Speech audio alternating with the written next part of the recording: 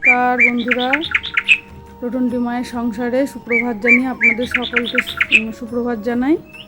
সকালবেলা আজকে ফুল তোলা শুরু হয়েছে। আজকে মা ফুল তুলেছে, শাশুড়ি মা। আজকে অনেকগুলো হলুদ জবা, সাদা ফুল এবং লাল জবা পাওয়া গেছে, কিন্তু মা সকালবেলা আজকে ফুলগুলো তুলে নিচ্ছে। আজকেও অন্য দিনের মতোই ফুল ফুটেছে। সাদা ফুলটা বেশি, আর লাল ফুল পেয়েছি আর হলুদ ফুল পেয়েছি। আর এই নতুন গাছে দুটো টগর হয়েছে। মায়ের দরজা খুলে গেল, আপনাদের দর্শন করিয়ে দিলাম। সকালবেলা আমার সাথে আপনারাও দর্শন করুন। আর অরূপ এই যে নারায়ণ দেওয়া শুরু করেছে। আজকের পুজো অরূপই পুরোটা দিয়েছে। যেমন তুলসী পাতা দিয়ে নারায়ণকে স্নান করিয়ে ও পুজো দেয়, ওর নিত্য কাজ শুরু সকালবেলা। আপনাদের দাদাও স্নান করে মন্দিরে ঢুকে গেছে, দুজনে মিলেই পুজো দিয়েছে আজকের দাদা কিছুটা দিয়েছে, ও কিছুটা দিয়েছে, দুজনে মিলে। পুরো কাজটা অনেকটা তো সময় লাগে, যার জন্য দুজনে মিলে পুজো দিয়েছে। নারায়ণ দিয়ে তারপরে লক্ষ্মী ঠাকুরের ওই দিকটায় গেছে, তুলসী পাতা লাগিয়ে উপরে দিয়ে দিয়েছে, দিয়ে এবার সাদা ফুলগুলো দিয়ে নিচ্ছে। আজকে অরূপ অনেকটা সকাল সকাল এসেছে। আজকে অনেকটা তাড়াতাড়ি পুজো দিয়ে তারপরে ওরা কাজে বেরিয়েছিল, তাই জন্য আজকে 6টার মধ্যেও আমাদের বাড়িতে ঢুকে 7টা সাড়ে 7টার মধ্যে পুজো দেওয়া আমাদের সম্পূর্ণ হয়েছে। মায়ের পাদুকাগুলো ধুইয়ে নিয়ে শিব স্নান করিয়ে নিয়েছে, তারপরে গিয়ে গোপাল বাবাদের স্নান করাচ্ছে।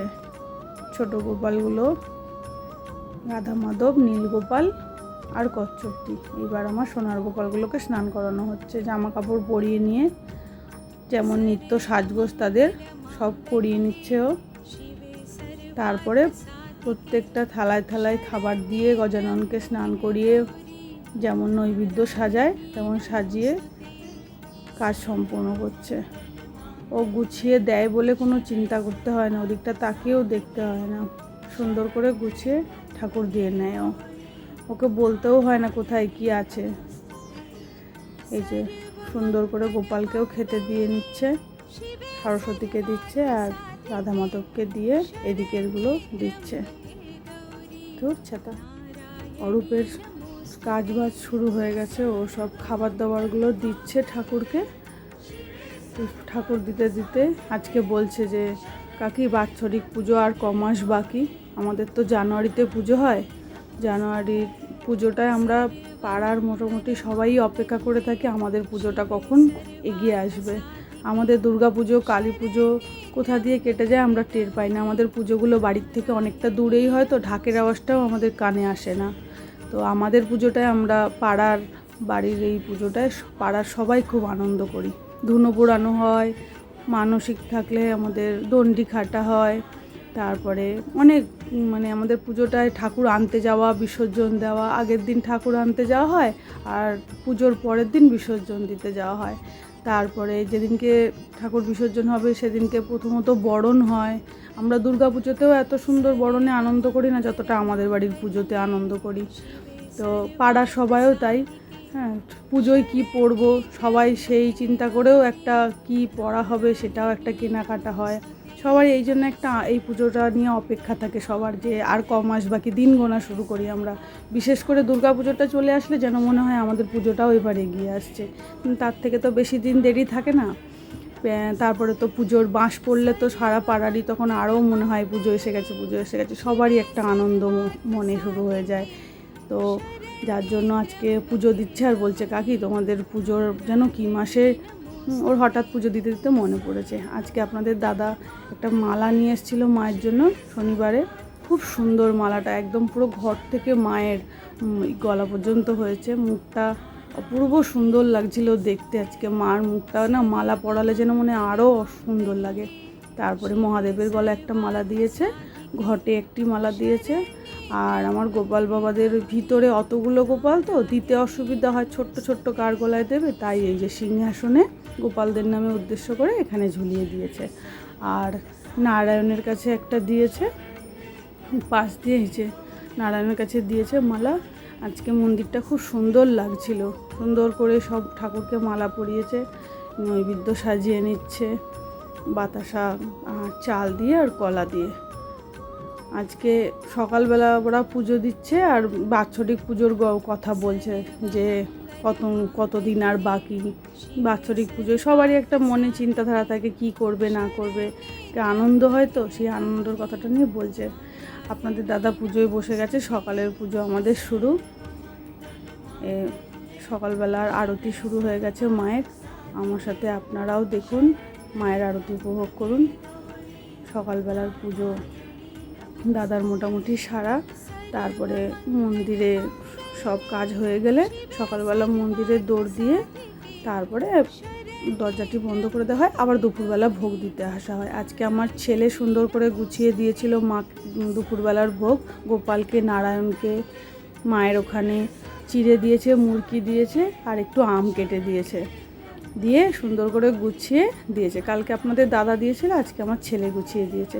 সন্ধ্যা আরতি শুরুর জন্য প্রস্তুতি শুরু হয়ে গেছে।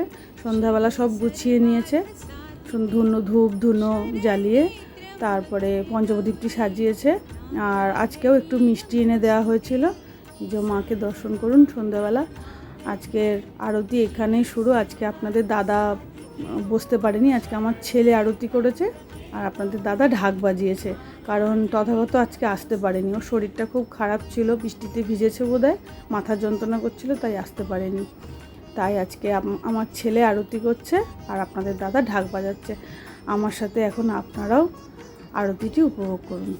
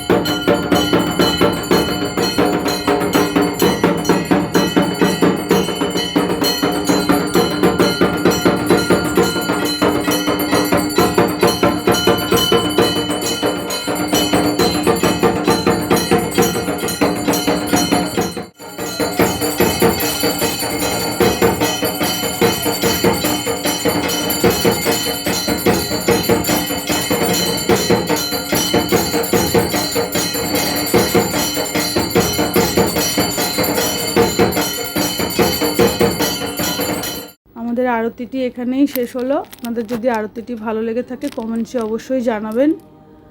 আর যদি ভালো লেগে থাকে ভিডিওটি লাইক কমেন্ট এবং একটু সাবস্ক্রাইব করে দেবেন। আর শুভরাত্রি বন্ধুরা, যদি ভিডিওতে কোনো ভুল ত্রুটি হয়ে থাকে ক্ষমা করে দেবেন। আপনাদের সবার দিনটি যেন ভালো কাটুক, মা আপনাদের সবাইকে ভালো রাখুক, সুস্থ রাখুক। শুভরাত্রি।